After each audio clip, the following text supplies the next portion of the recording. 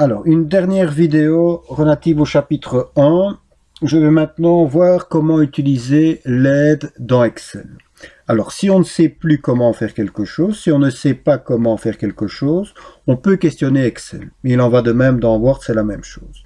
Alors, imaginons, je veux avoir de l'aide sur la création d'un graphique. Je ne sais pas comment créer un graphique en Excel.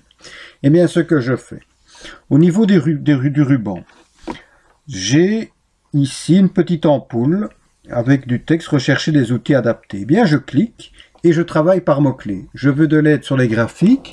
Eh bien, je vais taper graphique. Alors, inutile d'être très explicite, hein. Le plus simple, c'est de travailler par mots-clés, graphique.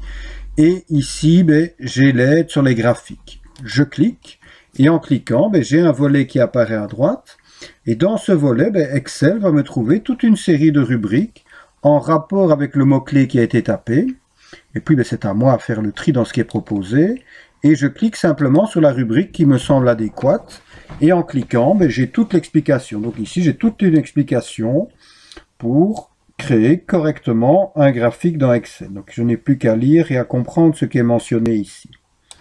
Voilà, donc simplement, cliquez dans cette petite case et tapez ce que l'on recherche.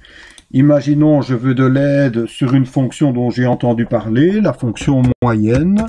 Je tape moyenne, je clique sur obtenir l'aide. J'ai le volet de nouveau qui apparaît à droite.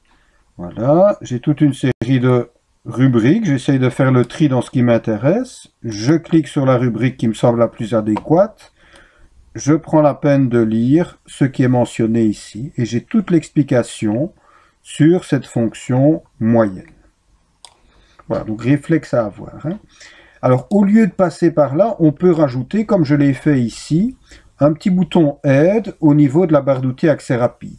Donc, je vais simplement d'abord le supprimer et je vais rajouter ce bouton aide.